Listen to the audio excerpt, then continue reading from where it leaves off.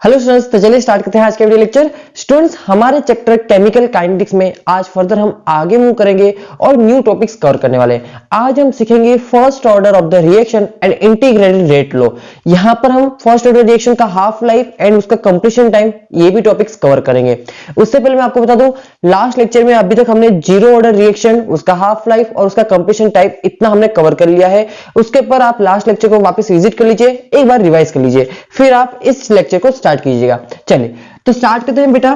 तो टॉपिक रहेगा हमारा फर्स्ट ऑर्डर रिएक्शन।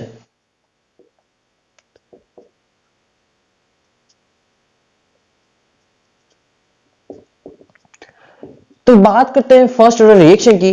तो एक फर्स्ट ऑर्डर रिएक्शन होती क्या है, जैसे मैं बात करूं कि मेरे पास एक रिएक्टेंट है A, it goes to product. एक रिएक्टेंट मेरा ए प्रोडक्ट के अंदर कन्वर्ट हो रहा है। अगर मैं इस रिएक्शन का रेट ऑफ रिएक्शन लिखना चाहूं in terms of rate law, तो बताइए रेट लॉ क्या कहता है। रेट लॉ कहता है कि rate of the reaction is directly proportional to the active masses of the reactant and raised to the power the stoichiometric coefficient. Okay, फिर यहां पर प्रोपोर्शनलिटी के साइन को हटाने के लिए हम क्या करते हैं, यहां पर एक कांस्टेंट लगाते हैं जिसे हम कहते हैं रेट कांस्टेंट, और ये क्या होगा हमारा के। अब यहां पर बात करते हैं इस एन की। तो आपको यहां पर दिख रहा है कि ये रिएक्शन, देखो हम पहले ही बोल चुके हैं कि रिएक्शन की ऑर्डर कौन सी है, फर्स्ट है। तो ये जो एन की वैल्यू होगी ये कितनी होगी, ऑब्वियसली बात ये कितनी होगी, 1 होगी। तो यहां से हम एक फर्स्ट ऑर्डर रिएक्शन की डेफिनेशन लिख सकते हैं कि दीज आर द रिएक्शन, क्या लिख सकते हैं हम, these are the reaction in which rate of reaction is, देखो ध्यान से देखो कि जो रेट ऑफ द रिएक्शन है वो रिएक्टेंट की पावर 1 के साथ क्या हो रही है, लिनियरली चेंज हो रही है। हम यहां से ये बोल सकते हैं कि जो रिएक्शन की रेट है वो रिएक्टेंट की कंसंट्रेशन के साथ क्या होती है, लिनियरली चेंज होती है। तो यहां पर हम लिखेंगे these are the reaction in which rate of the reaction is linearly change with concentration of reactant. और अगर मैं इसके ग्राफ की बात करूं, यहां पर रिएक्टेंट की कंसंट्रेशन और रिएक्शन की रेट के ग्राफ की बात करूं, तो ग्राफ कुछ इस तरह से होगा, आर रेट और कंसंट्रेशन ऑफ रिएक्टेंट के बीच के ग्राफ की बात करो। तो जैसे जैसे आप रिएक्टेंट की कंसंट्रेशन चेंज करोगे वैसे वैसे रिएक्शन की रेट क्या होगी, चेंज होगी।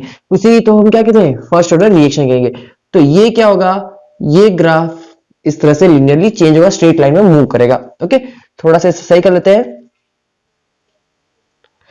ओके, तो जैसे जैसे आप रिएक्टेंट की कंसंट्रेशन चेंज करोगे रिएक्शन की रेट भी क्या होगी, चेंज होगी। तो आई होप ये ग्राफ आपको ध्यान रहेगा। अच्छा, मुझे ये बताइए कि first order zero order reaction के लिए क्या था। आपको अगर याद हो कि जीरो ऑर्डर रिएक्शन के लिए अभी हमने बात की कि जीरो ऑर्डर रिएक्शन की जो रेट होती है वो क्या होती है, कांस्टेंट होती है। वो रिएक्टेंट की कंसंट्रेशन के साथ वेरी नहीं करती है। देखिए हमने जीरो ऑर्डर रिएक्शन क्या होती है बेटा, जीरो ऑर्डर रिएक्शन एक ऐसी रिएक्शन होगी जहां पर रिएक्शन की रेट क्या होगी, देखिए के इंटू रिएक्टेंट की power reactant raise to the power stoichiometric coefficient. अब जीरो ऑर्डर रिएक्शन की बात करोगे तो एन की वैल्यू क्या होगी, जीरो, और किसी की पावर अगर जीरो हो तो वो कितना हो जाता है, 1 हो जाता है। तो यहां पर आप ध्यान से देखो आर क्या हो जाएगा आपका, के इक्वल हो जाएगा, मतलब कि रिएक्शन की रेट क्या हो चुकी है, कांस्टेंट हो चुकी है। अगर आपकी रिएक्शन की रेट कांस्टेंट हो चुकी है इट मींस वो रिएक्टेंट की कंसंट्रेशन के साथ वेरी नहीं कर रही है। तो अगर आप कंसंट्रेशन एंड रिएक्टेंट का ग्राफ बनाओ for the zero order reaction, तो ग्राफ कैसा रहेगा, दिस, ये रहेगा आपका ग्राफ। ठीक है, मतलब कि आप कंसंट्रेशन कितनी भी चेंज कर लो रिएक्टेंट की, उसकी रेट पे कोई इफेक्ट नहीं पड़ेगा। तो आपको दोनों ग्राफ को देखो मैं साथ में पढ़ा रहा हूं कंपेयर करके, ताकि आपको वापस याद हो जाए, रिवाइज हो जाए आपका कि जीरो ऑर्डर रिएक्शन के लिए जब भी आपको इस तरह से ग्राफ दिख जाए, रिएक्शन की रेट और कंसंट्रेशन में इस तरह का ग्राफ दिखे, तो आपको समझ जाना है कि ये ग्राफ किसके लिए है, for the zero order reaction के लिए है। लेकिन अगर इस तरह से ग्राफ हो कि रिएक्शन की कंसंट्रेशन के बाद रिएक्टेंट की कंसंट्रेशन के साथ रिएक्शन की रेट लिनियरली अगर चेंज हो रही है, तो ये ग्राफ किसका है, ये फर्स्ट ऑर्डर रिएक्शन का ग्राफ है। याद रहेगा इतना सा। चलिए जल्दी से स्क्रीनशॉट मारिए इसका, फिर हम आगे मूव करते हैं। ले लिया स्क्रीनशॉट, तो चलिए आगे मूव करते हैं।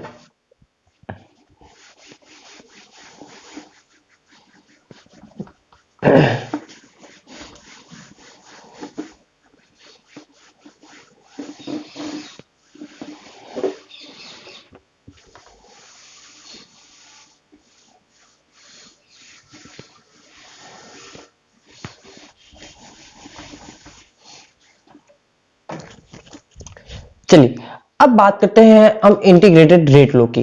तो देखो बेटा, इंटीग्रेटेड रेट लो पढ़ते हैं, इस रिएक्शन को लेकर हम कंसीडर करके चलते हैं फॉर द फर्स्ट रिएक्शन। तो अब मुझे बताओ, अच्छा ऐसे ऐसा करते हैं, इसको थोड़ा साइड में लिख लेते हैं, हमें थोड़ा स्पेस रिक्वायर्ड होगा। देखिए, एक रिएक्टेंट है ए, एक रिएक्टेंट है A, it goes to product. मैं बोल देता हूं कि t is equal to 0 time पर, कब t is equal to 0 time पर इस a की कुछ कंसंट्रेशन थी, कुछ a नोट कितनी थी, कुछ a नोट थी, या फिर मैं स्मॉल a बोल दूं, ठीक है, आप किसी भी टर्म में कंसीडर कर सकते हो। मैं बोल रहा हूं कि t is equal to 0 time, मतलब कि रिएक्शन जब स्टार्ट नहीं हुई थी, इनिशियल टाइम जब था, तब a की कंसंट्रेशन कितनी ली थी, कुछ आपने a नोट या फिर a ली थी। अब मैं आपको ये बोलता हूं कि रिएक्शन को स्टार्ट हुए कुछ t टाइम हो चुका है, तो t is equal to t time पर ऑब्वियसली बात है रिएक्टेंट की कंसंट्रेशन क्या होती है, टाइम के साथ साथ रिएक्टेंट की कंसंट्रेशन डिक्रीज होती है, रिएक्टेंट कंज्यूम होगा और प्रोडक्ट फॉर्म होगा। तो मान लेते हैं कि कुछ कंसंट्रेशन हो चुकी है 80, या फिर a माइनस एक्स बोल दो कि x अमाउंट क्या हो चुका है, इस a में से डिसोसिएट हो चुका है, तो बचा कितना, a माइनस एक्स बचा। सही है यहां तक? अच्छा, हमने बोल दिया कि t is equal to T time पर इस a की कंसंट्रेशन a नोट से कितनी हो चुकी है, 80 हो चुकी है। अब मैं आपको यह बोलूं कि आप मुझे रेट ऑफ रिएक्शन लिख कर दो, rate of reaction at t time.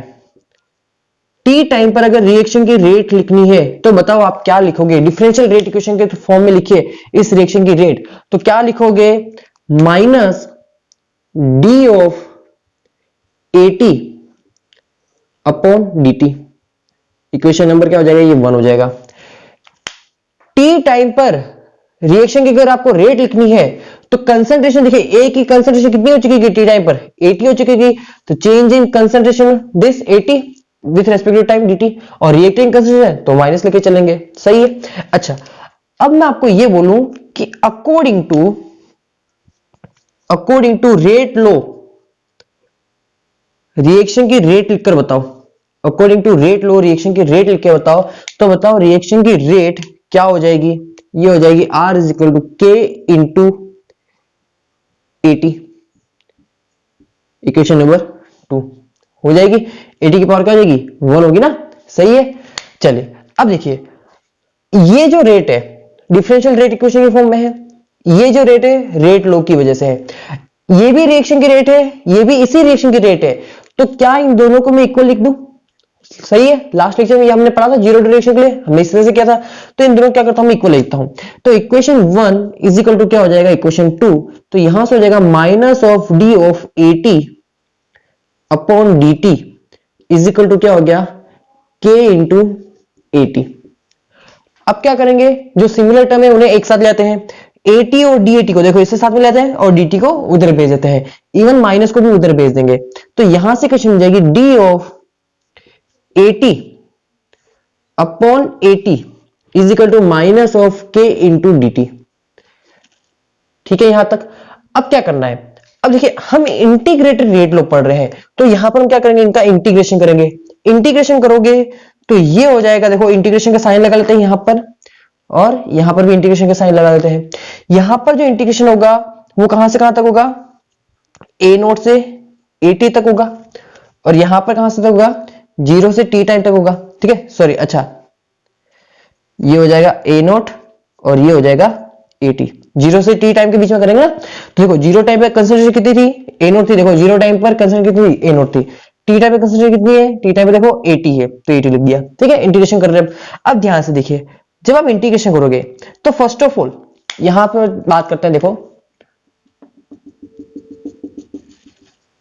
देखो अब यहां पर बात करते हैं, ये क्या है, इसका मतलब समझो, ये है dx बाई एक्स, फॉर्मूला बनाते हैं, देखो एक फॉर्मूला समझाता हूं मैं आपको, जो बायो वाले हैं उनके लिए है, integration of dx by x, इसका मतलब होता है ln ऑफ x।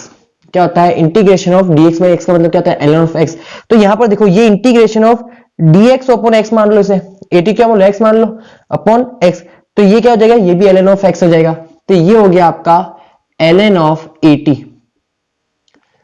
कहां से कहां तक? तो देखिए A0 से 80 तक है। नाउ अब बात करते हैं आगे। माइनस इज इक्वल टू क्या चलेगा? माइनस के। के तो एक कांस्टेंट है, तो के तो बाहर आ जाएगा, बचेगा क्या? सिर्फ टी बचेगा आपके पास, dt बचेगा, सॉरी। देखो के आपका कांस्टेंट है तो इसका इंटीग्रेशन नहीं होता, ये बाहर आ जाएगा, बचेगा सिर्फ आपके पास dt। इसका इंटीग्रेशन होगा 0 से t टाइम के बीच में। तो ये क्या है? देखो यहां पर फॉर्मूला बन गया 1.dt 1.dx। इसे क्या बोलोगे आप? x बोलोगे। तो 1.dt क्या हो जाएगा? t हो जाएगा। हो गया t। कहां से कहां तक? 0 से t टाइम तक। सही है। अब क्या करते हैं आगे? पहले अपन हायर वैल्यू पुट करते हैं, फिर लोअर वैल्यू पुट करते हैं। तो देखो यहां पर हो जाएगा ln of at minus ln of a0 is equal to minus K. पहले t को पुट करो, t, then minus K into, देखो अब 0 को पुट करोगे तो 0, ये जीरो हो जाएगा, तो इसको पूरे को भूल जाओ। सही है। तो यहां पर हो गया ln of at minus ln of a0 is equal to minus of kt। अब आगे देखिए, अब यहां पर एक और फॉर्मूला होता है बेटा कि ln ऑफ a, देखिए फॉर्मूला यहां पर मैं लिखते जा रहा हूं, ln of a minus ln of b, ये हो जाता है ln of a upon b। क्या हो जाता है? ln of a upon b। तो इसे मान लो ln of a minus ln of b, तो ये क्या हो जाएगा? ln ऑफ at अपॉन क्या हो जाएगा? a0 इज इक्वल टू क्या हो गया? Minus kt। हो गया। अच्छा, इस माइनस के साइन को मुझे प्लस बनाना है, माइनस के साइन को प्लस बनाना है, तो इसको क्या करना पड़ेगा? चेंज करना पड़ेगा। माइनस को अगर प्लस बनाना है तो यहां पर हो जाएगा kt is equal to ln of a0 upon at। ठीक है, ये ध्यान रखना, ये भी एक फॉर्मूला है। इस माइनस के साइन को आपको प्लस बनाना है तो इस माइनस को इधर भेज दो, जैसे ही माइनस को इधर भेजोगे ये पूरा चेंज कर दो तो माइनस वाला टर्म क्या हो जाएगा? प्लस हो जाएगा। तो ln of a0 upon at लिख दिया हमने। ठीक है, चलिए अब बात करते हैं आगे। इस इक्वेशन को ध्यान से देखो, अगर मुझे t टाइम पर किसी रिएक्टेंट की कंसंट्रेशन बतानी है तो t इज इक्वल टू क्या हो गया? 1 upon k into ln of a0 upon at। हो गया। बस रिएक्शन आपकी इक्वेशन तैयार हो चुकी है। ये है आपकी integrated rate law for the first order reaction. Very very important, याद रखनी है इस इक्वेशन को। इक्वेशन नंबर 3 देते हैं यहां पर के t इज इक्वल टू क्या हो चुका है? t is equal to 1 upon k into ln of a0 upon at। Obviously बात है, डेरिवेशन आपको क्लियर समझ में आ चुका होगा। अगर एक बार में आपको डेरिवेशन समझ में नहीं आया तो आप वापस इस वीडियो को रिवाइज करो, आपको ये डेरिवेशन अच्छे से समझ में आ जाएगा। अच्छा, अब आगे बात करते हैं। अब ये क्या बना है? t is equal to 1 upon k into ln of a0 upon at, जहां पर k आपका रिएक्टेंट का क्या है रिएक्शन में? ये है आपका रेट कांस्टेंट, a0 है आपकी इनिशियल कंसंट्रेशन, at है t टाइम पर आपकी जो कंसंट्रेशन है वो। ओके, अब देखो, अब मुझे इस ln को मुझे चेंज करना है। ये है नेचुरल लॉग, इसे लॉग बेस 10 में कन्वर्ट करना है। तो ध्यान से सुनिएगा, एक और फॉर्मूला यहां पर तैयार कर रहा हूं मैं आपके लिए। नेचुरल लॉग जिसका बेस क्या होता है? e होता है, इसको अगर लॉग 10 बेस में कन्वर्ट करना है तो क्या करोगे? इसे 2.303 से मल्टीप्लाई करोगे तो लॉग बेस 10 के अंदर ये कन्वर्ट हो जाएगा। हम नेचुरल लॉग को बेस 10 के अंदर क्यों कन्वर्ट करते हैं? बिकॉज ऑफ हमारे पास जो लॉग टेबल है वहां पर जितनी भी हमारे पास वैल्यूज आती है लॉग की, वो सारी बेस 10 को मानकर वहां पर कैलकुलेट की गई है। इसलिए हम नेचुरल लॉग को लॉग बेस 10 में कन्वर्ट करते हैं, और कन्वर्ट करने के लिए यहां पर क्या करो? 2.30 से आप मल्टीप्लाई कर दो। तो यहां पर देखो, अगर इसे मुझे कन्वर्ट करना है तो अब मैं क्या लिखूंगा? t is equal to 1 upon k। Natural log को लॉग बेस 10 में कन्वर्ट करना है तो क्या करोगे? 2.303 से मल्टीप्लाई करोगे, लॉग बेस 10 में कन्वर्ट हो गया, एंड बाकी का एज इट इज आप लिख दोगे।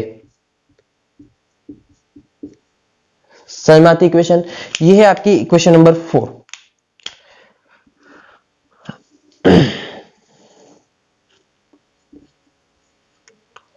देखिए क्या होगी equation? t is equal to 2.303 upon k into log base 10 a0 upon at। Clear है यहां तक?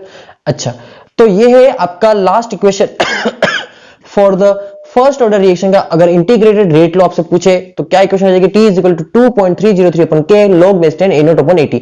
बहुत बहुत बहुत useful equation. First order reaction से बहुत ज्यादा वेराइटी टाइप ऑफ क्वेश्चन बनते हैं और वो पूछे जाते हैं, इसलिए फर्स्ट ऑर्डर रिएक्शन आपके लिए वेरी वेरी वेरी इंपॉर्टेंट है। ये आपको डेरिवेशन समझ में आना चाहिए, ये इक्वेशन आपको ध्यान रखनी है, आपको रटना नहीं है, हमें बनाना आता है, 2 मिनट भी नहीं लगेंगे, आप डिराइव करके इस इक्वेशन को बना सकते हो कि t इज इक्वल टू क्या हो जाएगा 2.303 upon k log base 10 a naught upon 80, जहां पर k आपका रेट कांस्टेंट है, a नॉट आपकी इनिशियल कंसंट्रेशन है, 80 आपका t टाइम पर कंसंट्रेशन है। ठीक है, इससे आप टाइम कैलकुलेट कर सकते हो।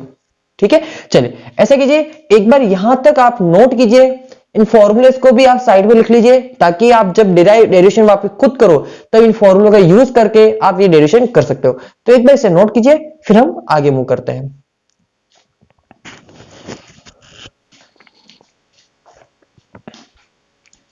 चलिए नोट कर लिया आपने।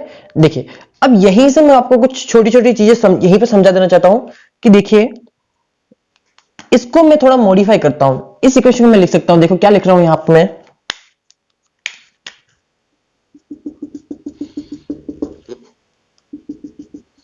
ध्यान से देखिए इस इक्वेशन को थोड़ा मॉडिफाई करते हैं। t is equal to 2.303 upon k into log base 10।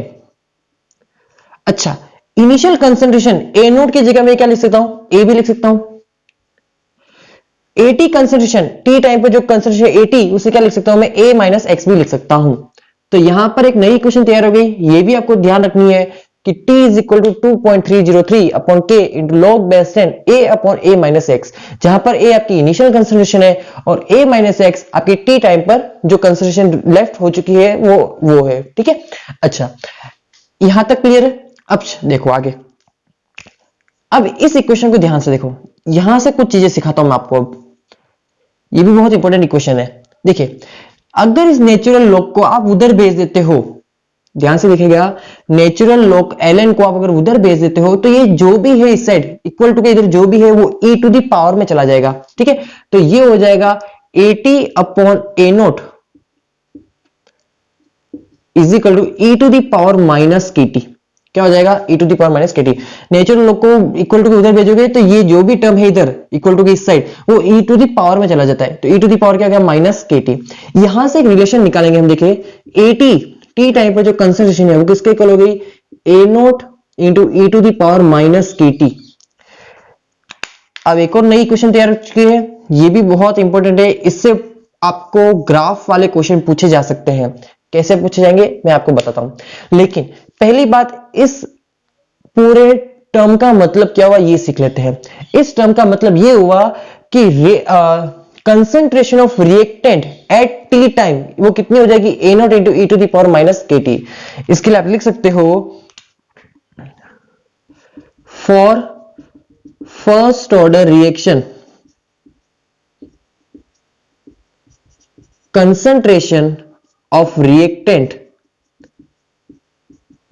Left at time t. इस टर्म का मतलब क्या हो गया जाएगा कि फर्स्ट ऑर्डर रिएक्शन के लिए टी टाइम पर कितनी कंसंट्रेशन लेफ्ट है वो कितनी हो जाएगी, AT equal to A naught into E to the power minus के टी। अब बात करते हैं ग्राफ की। यहां पर मैं टाइम और टी टाइम पर जो कंसंट्रेशन है उसके बीच में ग्राफ बनाता हूं, तो देखिए ध्यान से ग्राफ को, इसे यहां से थोड़ा सा रफ कर देते हैं।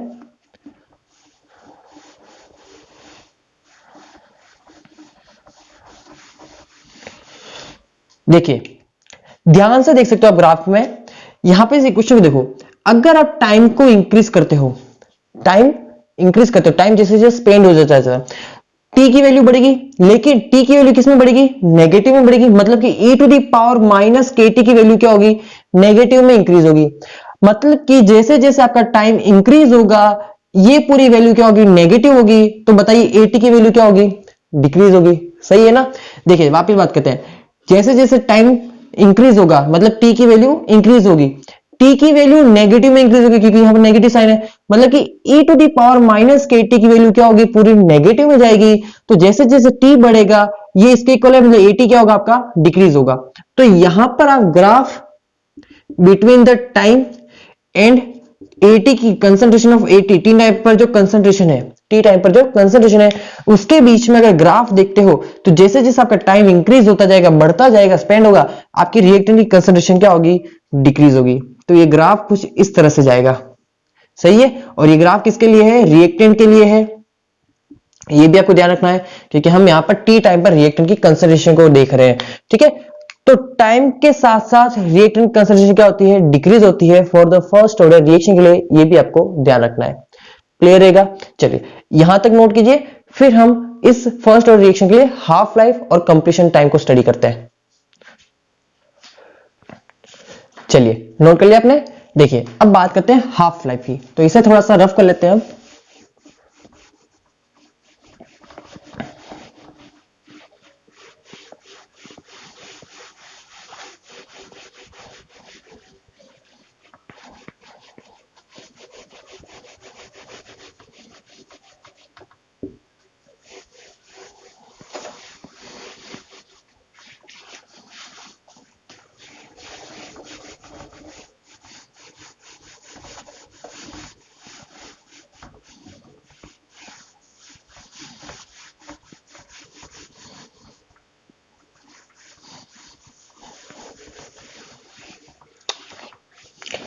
देखिए तो अब बात करते हैं half life for the first order reaction.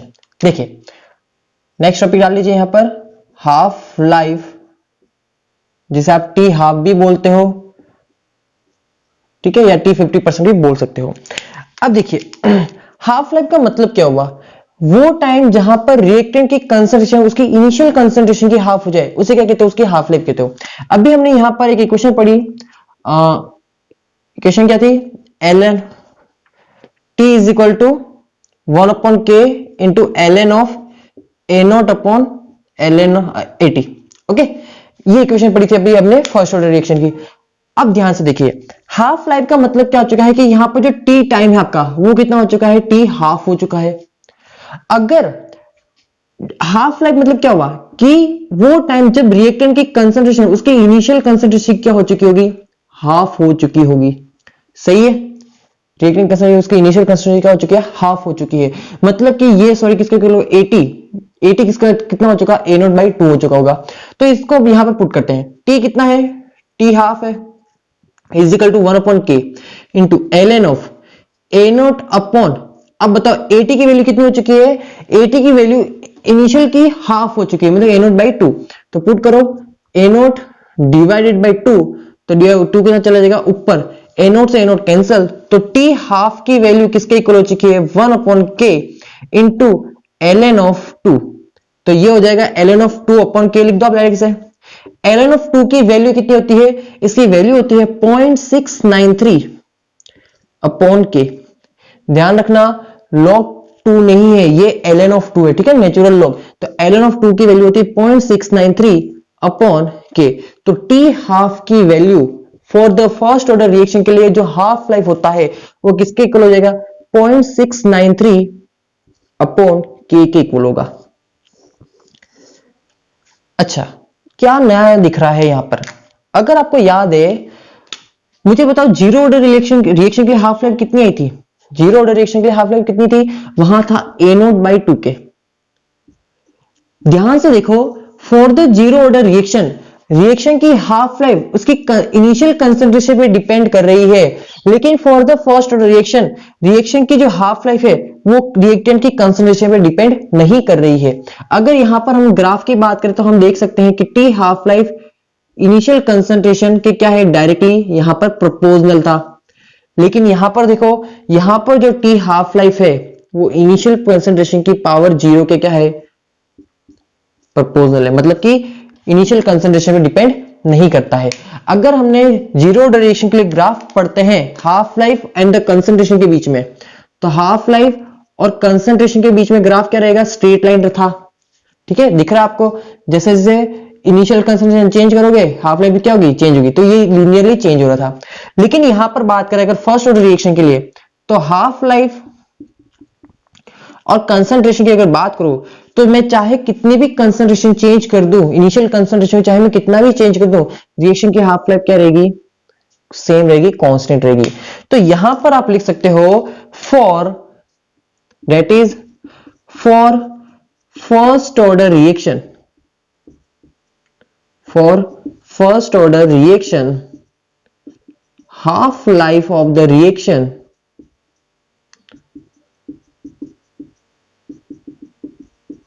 independent on concentration of reactant।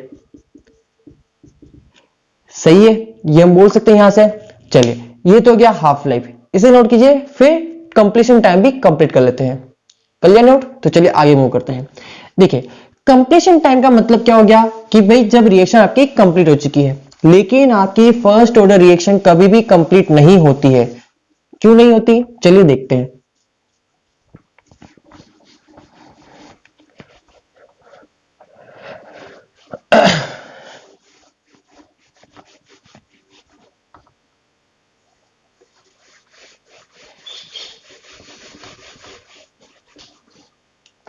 देखिए, अब बात करते हैं कंप्लीशन टाइम की। तो ध्यान से देखिए, कंप्लीशन टाइम, कंप्लीशन टाइम का मतलब हो गया टी कितना हो चुका है, 100%। जब आपकी रिएक्शन क्या हो चुकी है, 100% कंप्लीट हो चुकी है। लेकिन एक फर्स्ट ऑर्डर रिएक्शन कभी भी कंप्लीट नहीं होती है। क्यों नहीं होती है? तो चलिए देखते हैं। देखिए, टी इज इक्वल टू आ जाएगा 1/k ln of a0 by 80। T completion time का मतलब क्या हो चुका है कि टी जो है वो कितना है, 100% है। तो रिएक्शन कंप्लीट कब होती है? जब उसकी जो फाइनल कंसंट्रेशन है वो कितनी हो जाए, 0 हो जाए। सही है, अगर उसकी फाइनल कंसंट्रेशन 0 हो जाएगी, मतलब क्या हो चुका है, सारा का सारा रिएक्टेंट आपका किसके अंदर कन्वर्ट हो चुका है, प्रोडक्ट के अंदर कन्वर्ट हो चुका है। तो ध्यान से देखिए, अगर 80 की वैल्यू 0 पुट करते हो तो यहां पर देखो ये कितना हो जाएगा, T 100% is equal to 1/k ln of a0 upon 80। अब ध्यान से देखिए, टी 100% पर फाइनल कंसंट्रेशन कितनी हो चुकी है, रिएक्टेंट की 0 हो चुकी है। अगर ये वैल्यू 0 हो चुकी है, 80 टेंड्स टू 0, अगर 80 0 हो चुका है तो किसी के अपॉन में अगर 0 होता है तो ये पूरा टर्म क्या हो जाएगा बताओ, a0 अपॉन 0 क्या हो जाएगा, ये टर्म्स कहां लाई करेगा, इंफिनिटी पे। अगर ये इंफिनाइट पे लाई करेगा तो ln ऑफ इंफिनाइट भी क्या हो जाएगा, पूरा इंफिनाइट। और ln ऑफ इंफिनाइट इंटू के, इंफिनाइट इंटू के, ये भी क्या हो चुका होगा, इंफिनाइट हो चुका होगा। मतलब कि ये जो ओरल टर्म है वो कहां टेंस कर रहा होगा, इंफिनाइट पे लाई कर रहा होगा। इसका मतलब समझ रहे हो कि t 100% कभी आ ही नहीं सकता। मतलब ये हुआ कि for first order reaction, that is first order reaction will never go completion, कि फर्स्ट ऑर्डर रिएक्शन आपकी कभी भी कंप्लीट नहीं होगी। क्यों नहीं होगी? देखो भाई, कंप्लीशन टाइम का मतलब क्या हो कि फाइनल कंसंट्रेशन कितनी हो चुकी होगी, 0। अगर फाइनल कंसंट्रेशन 0 हो चुकी है तो a0 अपॉन 0 क्या हो जाएगा, इनफाइनाइट। एंड ये पूरा टर्म भी क्या हो चुका होगा, इनफाइनाइट। इसका मतलब आपका t 100% कहां पहुंच चुका है, इनफाइनाइट पहुंच चुका है। मतलब कि रिएक्शन की कंप्लीशन टाइम आप नहीं बता सकते हो, इस मींस रिएक्शन आपकी कभी भी कंप्लीट नहीं होगी। लेकिन यहीं पे अगर आप जीरो ऑर्डर रिएक्शन की बात करते हो तो जीरो ऑर्डर रिएक्शन के लिए आपने पढ़ा था कि देखो टी कंप्लीशन क्या था वहां पर जीरो ऑर्डर रिएक्शन के लिए, टी कंप्लीशन क्या हो जाएगा, वो ए नोट बाई के इक्वल था। क्या था टी कंप्लीशन, क्या था, ए नोट बाई के इक्वल था।